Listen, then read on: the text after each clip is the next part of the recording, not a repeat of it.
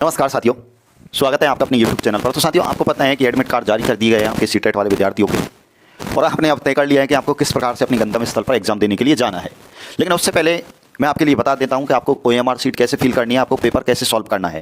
क्योंकि जो नए विद्यार्थी होते हैं उनसे बहुत ज़्यादा गड़बड़ी हो जाती है, उनके लैंग्वेज सेक्शन में बहुत ज़्यादा गलती हो जाती है। तो उन चीज़ों को मैं आपको बताने वाला हूँ थोड़ा सा सोल्यूशन।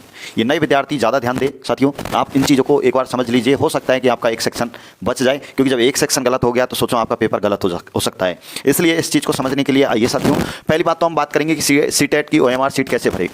तो साथियों, हर किसी विद्यार्थी का OMR भरने का अलग अलग फंडा होता है, तरीका होता है। मैं OMR सीट पर थोड़ी सी चर्चा कर लेता हूं, क्योंकि वेरी इंपॉर्टेंट यही है। हालांकि इन चीज़ों को आप पहले से भर के जा रहे होंगे, आपने ऑफलाइन बोर्ड पे एग्जाम है तो ऑफलाइन कुछ टेस्ट सीरीज निकाले होंगे।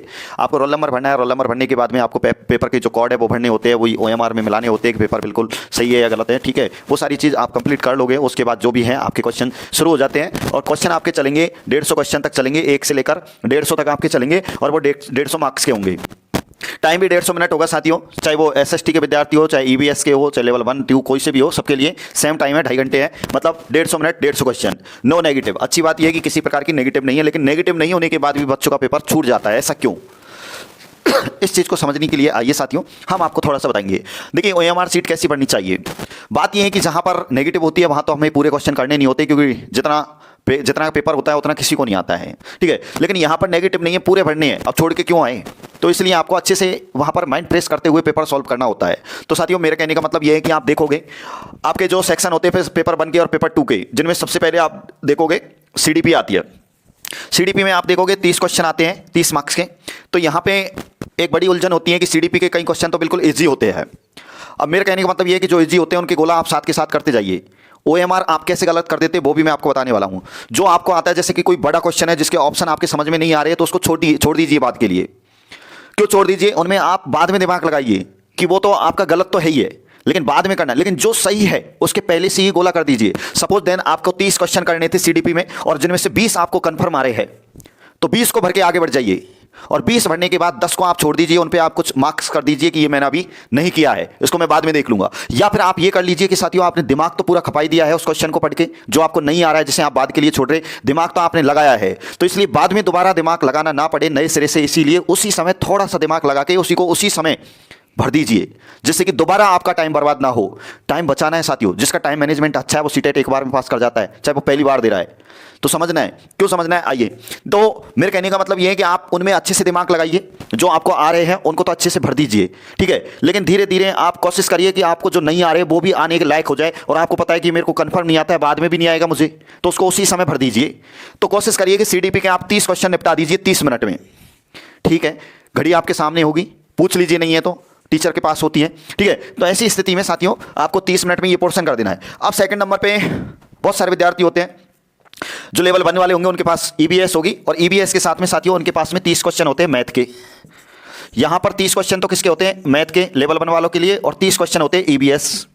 तो मैं बात करूंगा यहां पर EBS की, अगर मैं बात करूं तो ये 30 क्वेश्चन EBS के होते हैं। EBS के बड़े इजी होते हैं, इनको तो आप 10 मिनट में भी कर सकते हैं। 30 मिनट तो बहुत ज़्यादा हो जाती है, इनको आप 10 मिनट में कर सकते हैं, कोई बड़ी भारी बात नहीं है। लेकिन जो मैथ होती है उसमें कैलकुलेशन करनी पड़ती है, तो कैलकुलेशन के लिए जो है आप बाद में देखिए उसको। अगर आपको आ रहे हैं टीचिंग मेथड मैथ वाले आ रहे हैं, पेडागोजी के आ रहे हैं, तो उनको उसी समय निपटा दीजिए। कोई लगता है कि इसमें थोड़ी सी मुझे जो है इसमें करना पड़ेगा, सवाल हल करना पड़ेगा, तो उससे बाद के लिए छोड़ सकते हैं। उसके बाद आप अगर लेवल 2 से हैं तो आप SST को आराम से कर सकते हैं, क्योंकि SST में तो हर कोई इंटेलिजेंट होता है। SST में GK आती है। ठीक है, तो उसको आप जो है 30 मिनट से पहले भी आप कर सकते हैं। 60 क्वेश्चन आते हैं, तो 60 क्वेश्चनों को आप 30 मिनट में आराम से निपटा सकते हैं। लेकिन बड़ी समस्या हो जाती है साइंस और मैथ वाले विद्यार्थियों के लिए। तो साइंस वाले जो विद्यार्थी है वो थोड़ा सा ध्यान देना, साइंस मैथ वाले विद्यार्थियों को कैलकुलेशन करना पड़ता है, इसीलिए 60 क्वेश्चन को आप बाद के लिए छोड़ दीजिए। और बाद के लिए छोड़ने के बाद में आपको अपना लैंग्वेज उठा लेना है। लैंग्वेज वैसे भी सब विद्यार्थियों का थोड़ा सा बढ़िया ही होता है। ठीक है, तो लैंग्वेज उठा लीजिए। लैंग्वेज उठाने में लेकिन आप उठाइए, लेकिन उसमें बड़ी समस्या होती है। आप अपने एडमिट कार्ड को अच्छे से चेक करना कि आपने लैंग्वेज 1 क्या भरी है, लैंग्वेज 2 क्या भरी है। अब आधे से विद्यार्थी, बहुत ज़्यादा ऐसे विद्यार्थी जिनके समझ में नहीं आएगा कि मेरी लैंग्वेज 1 क्या भरनी थी मुझे और क्या भर दी मैंने। ठीक है, जब फॉर्म भरा था तब, ठीक है, भरवाना तो वो फर्स्ट लैंग्वेज हिंदी चाह रहे थे, भर इंग्लिश दी। ठीक है, सेकंड में हिंदी चाह रहे थे, इंग्लिश भर दी। ऐसे बहुत सारी गड़बड़ियां देखने को मिलती है जो विद्यार्थियों की आम होती है, और गड़बड़ियां फॉर्म भरते समय नहीं तो पेपर करते समय तो बहुत सारे विद्यार्थियों के साथ में होती है। लेकिन साथियों आपको ध्यान देना है, लैंग्वेज जो 1 स्टार्ट होगी वो 91 से करनी है आपको, एमआर सीट में 91 नंबर से स्टार्ट करनी है, और लैंग्वेज 2 121 से स्टार्ट करनी है। अब वहां पर आपको 2 जगह ये चीजें मिल जाएंगी, एक तो आपके एडमिट कार्ड में लिखा होगा कि आपकी लैंग्वेज 1 कौन सी है, लैंग्वेज 2 कौन सी है, उसको अच्छे से देखें। उसके बाद आपको पेपर में भी मिल जाएगा कि भैया ये पेपर है, इसमें आपकी लैंग्वेज 1 जो भी है उसको कर लीजिए, क्योंकि पेपर बड़ा मोटा आता है, उसमें बहुत सारी लैंग्वेज आती है। ठीक है, फिर आप जो भी लैंग्वेज है आपकी सेकंड लैंग्वेज, उसका पोर्शन आपको आगे जाके मिलेगा। ठीक है, वो आगे जाके मिलेगा तो उसको आगे से आपको करना होता है, तो पेपर पलटने में भी टाइम लगता है, आपको उस हिसाब से पेपर करना है। तो इस तरीके से लैंग्वेज में गलती नहीं करनी है। अगर आपने लैंग्वेज में गलती कर दी तो साथियों आपके 30 क्वेश्चन गलत हो सकते हैं, और उसके बाद आप 30 क्वेश्चन के कारण बाहर हो सकते हैं। अब ओएमआर सीट की मैं बात करता हूं, आपने पेपर सॉल्व किया, ओएमआर को तरीका से भरने का भी एक तरीका होता है साथियों। जो जो क्वेश्चन आपको आ रहे हैं सेक्शन वाइज, आप उसको उसी समय निपटाते जाइए। आप ऐसे ना छोड़े कि टिक कर दिया आपने एक बार में, जितने आ रहे हैं वो टिक करते गए, टिक करते गए, टिक करते गए, और पलट के देखा ही नहीं। तो बाद में क्या होता है कि साथियों आप लास्ट में क्या करते हो, 15 मिनट बचिए, अब गोला भरिए। तो क्या करते हो आप, लास्ट में गोला भरते जाते, गोला भरते जाते, गोला भरते जाते, गोले पे ही ध्यान रहता है। और होता यह है कि एक भी गोला ऊपर नीचे हुआ तो आपके कई सवाल गलत हो जाते हैं, और ऐसा अक्सर आपकी लाइफ में हुआ भी होगा। ठीक है, जब एक साथ अगर गोला भरना होता है तो दिमाग गोले पे दौड़ता है, और आप ये नहीं देखते हो कि मुझे कौन से सवाल का गोला भरना है। आप गोला भरते जाते हो और एक भी गोला ऊपर नीचे हुआ तो पता चलता है कि 4 गोले गलत भर दिए मैंने, जब जाके आपको पता चला है। तो 4 क्वेश्चन तो लास्ट में आपने मेहनत से वो टिक किए थे, आपको आते थे, और एट लास्ट में हुआ क्या, गोला गलत भर दिए। तो ये विद्यार्थियों ऐसी जो गलतियां हैं वो आपकी जमानत जब्त करवा सकती है। हालांकि इस एग्जाम में केवल क्वालिफाई मार्क्स चाहिए आपको, जो कैटेगरी छूट वाले हैं उनको 82, और यूआर वाले जनरल वाले हैं उनको 90 है।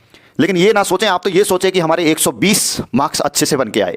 तो कुछ चीज़ों का ध्यान देते हुए, लैंग्वेज वाले पोर्शन का ध्यान देते हुए, सब्जेक्ट वाले का ध्यान देते हुए, उसके बाद आपको ये पेपर टाइम मैनेजमेंट के साथ में सॉल्यूशन करना है। आप 100% इस पेपर को अच्छे से सॉल्व करके आएंगे। ठीक है, कोई बड़ी भारी बात नहीं है, नेगेटिव इसमें है नहीं है, कोई मेन एग्जाम है नहीं है, लेकिन इसको पास करना बहुत जरूरी है आगे की भर्तियों के लिए। तो कुछ बातें समझ में आई हो तो आई होप विद्यार्थियों आपको अपना प्यार दे सकते हैं। आप अपने YouTube चैनल को सब्सक्राइब कर सकते हैं।